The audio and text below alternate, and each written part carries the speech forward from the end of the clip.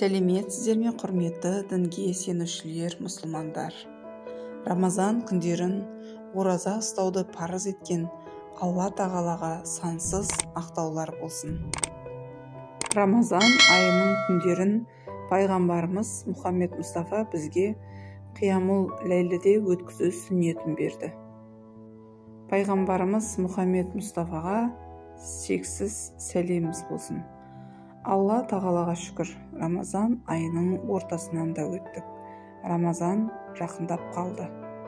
Осы айдан бастап бұл мүмкіндікті пайдаланып жатқан дінге сенгіш құлдар бар. Бұл айдан пайдасыз өтіп жатқан жандар да бар. Олардың да күндері өтіп жатыр. Басқалары жақсы уақыт өткізеді, бірақ өзімізден сұрап көрейікші, Рамазан айын тиімді пайдаланып жатырмыз ба? Рамазан айы мүмкіндіктер айы болғандықтан, Рамазан айын күнәлардан таза ұстауға болады.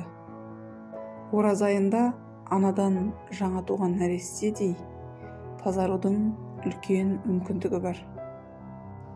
Себебі біз ішіп жегендіктен ораза ұстаймыз. Бұл жеткілікті деп ойлауға болады, бірақ бұл жеткіліксіз. Бізге ішіп жеуге болмайды. Тілімізді өсек пен жаладан, көзімізді арамдықтан, қолымызды арсыздықтан сақтаймыз. Немесе біз әртүрлі орынсыз әрекеттерден басқа мүшелерімізді олардан тыямыз. Алла тағала біздің ішіп жеуден тыйылуымызға мұқтаж емес. Біз өзімізді ғана қинаймыз. Бар болғаны ішіп жемей аш қарынға қыдырсақ болғаны. Бірақ Рамазанның сауабын оразаның сауабындай толық таба алмаймыз. Осыған назар аударайық. Яғни ораза ұстаймыз. Оразаның өз дәрежесі бар. Ғалымдарымыз оразаны үшке, яғни 3 дәрежеге бөлген екен. Бірінші деңгей көпшілікке арналған ораза. Дәл қазір сен екеуміз ораза тұтамыз. Яғни таңның атысы, таңғы астан кейін ауызды жауып, ифтарда ауыз ашамыз. Және әрине Рамазан айында ораза ұстауды парыз деп табамыз. Яғни әрбір мұсылманға парыз оразаны ұстаймыз. Бірақ күні бойы ораза ұстасақ, біреуді ғайбаттап, күнәлі істер жасаймыз. Яғни ұят істерден көзімізді алмаймыз. Ұятсыз қара сөздерден, ұятсыз сөздерден тілімізді сақтай алмаймыз. Бірақ ораза ұстаймыз. Бұл жалпыға бірдей ораза. Біз оразаның парызын табамыз, бірақ оразаның сауабын толық ала аламыз ба? Өкінішке орай, бізде бұл мүмкін емес, өйткені біз ең төменгі деңгейде ораза ұстаймыз. Біз көпшіліктің оразасын ұстап жатырмыз. Енді оразаның екінші деңгейі бар.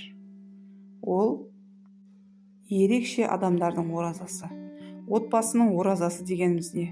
Тілімізді ғайбаттан, көзімізді харамнан, қолымызды және денеміздің басқа мүшелерін харамнан сақтаймыз. Кейін күндіз ешкімді ғайбаттамаймыз. Күндіз харамнан көзімізді алып, тек Құран оқимыз, Алланы еске аламыз. Күні бойына біз ешқандай күнә жасамаймыз. Мысалы, бұл қандай күнә болуы мүмкін? Көз, құлақ, тіл, аяқ, қол және басқа мүшелерді күнә деп санаймыз. Бұл екінші деңгейдегі сипаттардың оразасы. Енді үшінші деңгейдің өзі бар. Бұл сипаттардың ерекшелігі оның оразасы. Бұл қандай ораза? Алдыңғы 2 дәрежеден басқа жанды бос қызықтармен, дүниелік ойлармен және Алладан басқа нәрселермен киіндіруден тұрады. Енді 3 дәрежелі оразада дүниелік істерді де айтпаймыз. Дүние істерінен аулақпыз, тек жүрегіміз Аллаға берілген. Бұл оразаның 3 дәрежесі. Мүмкін ол әлі де арамызда. Бірақ біз көпшілік үшін ораза тұтып жатқанда ең болмаса 2 дәрежелі адамдардың оразасының деңгейіне жетуге тырысайық. Өйткені осы оразаның дәрежесіне жету арқылы оразаның үлкен сауаптарына ие бола аламыз. Бұл деңгейге жету үшін не істеуіміз керек?